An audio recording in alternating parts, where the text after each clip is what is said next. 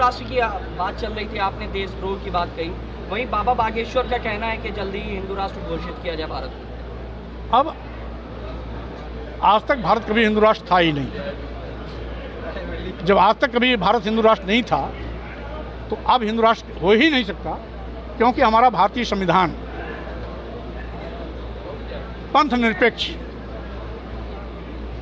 विचारधारा पर आधारित है, क्या पिछड़ों जिसमें हिंदू मुस्लिम सिख ईसाई सब हैं आपस में भाई भाई की बात को हम अपनी संस्कृति के रूप में मानते भी हैं, स्वीकारते भी हैं। और बात यह है कि अगर कोई हिंदू राष्ट्र की बात करेगा तो कल कोई खालिस्तान की मांग क्यों नहीं कर सकता, कल कोई और देश को बंटवारे की बात क्यों नहीं कर सकता, धर्म के नाम पर और बंटवारे की बात कोई दोहरा क्यों नहीं सकता। इसलिए आज बड़े लंबे अरसे की गुलामी से भारत आज़ाद हुआ है। हम 57 साल भी अभी आज़ादी के मनाए हैं। यह सालों साल हज़ारों साल तक ये दौर चलता रहे, इसलिए देश को बांटने की साजिश करने वालों से हम सबको सावधान रहना चाहिए। इन आरोपों को खारिज नहीं किया जा सकता कि सनातन धर्म पर आप लगातार बोलते हैं, इस्लाम धर्म पर एक शब्द नहीं। पहली बात तो ये कि मैं सनातन धर्म में यकीन करता हूँ कि भगवान बुद्ध ने जो उपदेश दिया था उसी पर उन्होंने कहा था एष धम्मो सनातना। भगवान बुद्ध का कहा हुआ बात ही सनातन है, और अगर कोई दूसरा उसे मानता है तो मैं उसका स्वागत करता हूँ, मैं उसका विरोध नहीं करता हूँ, क्योंकि सनातन धर्म, सनातन बात, सनातन उपदेश वो सब भगवान बुद्ध के दिए हुए हैं। 2024 के चुनाव आ रहा है, इसको लेकर के क्या रहेगा समाजवादी पार्टी का? देखिए, जिस तरीके से आज डबल इंजन की सरकार सभी मुद्दों पर पूरी तरह फेल हो चुकी है।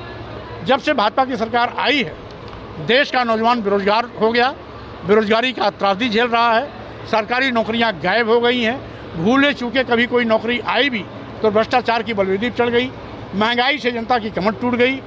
आज किसानों को लाभकारी मूल्य दिलाने का वादा करने वाली भाजपा सरकार लाभकारी मूल्य तो नहीं दिला पाई।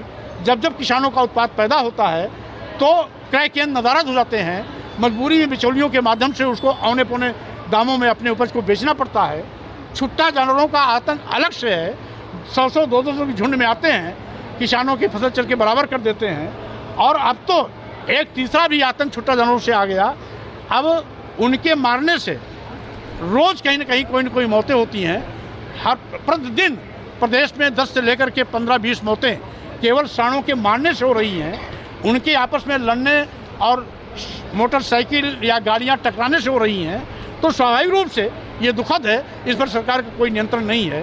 यही नहीं, जिन लोगों ने भाजपा की सरकार बनाई थी, ऐसे छोटे छोटे व्यापारी, लघु व्यापारी, मध्यम व्यापारी, वो भी अभी तक तो जीएसटी के शिकार होते थे, अब जीएसटी से संबंधित मामले को ईडी को सौंपकर उनके भी लूट का रास्ता भाजपा ने प्रशस्त कर दिया है। तीसरी चीज़, एक अभी सबसे बड़ा महत्वपूर्ण है, ये पहली सरकार है, ये पहली ऐसी असफल सरकार है जो देश की संपत्ति को, सरकारी विभाग को उद्योगपतियों के हाथ में बेच रही है।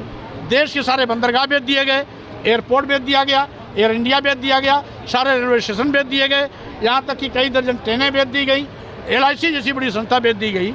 ये दुर्भाग्य है कि जिन सरकारी विभागों, संस्थानों में नौजवानों को सरकारी नौकरियां मिलने की उम्मीदें होती थी, वो सरकारी विभाग आज उद्योगपतियों के हवाले हो रहे हैं। हम समझते हैं कि भाजपा सरकार की जवाबदेही देश की जनता के प्रति नहीं है, नौजवानों के प्रति नहीं है, बल्कि अदानी और अंबानी के प्रति है। इसलिए सारा माल देश का लूट करके अदानी और अंबानी को मोटा करने के लिए किया जा रहा है।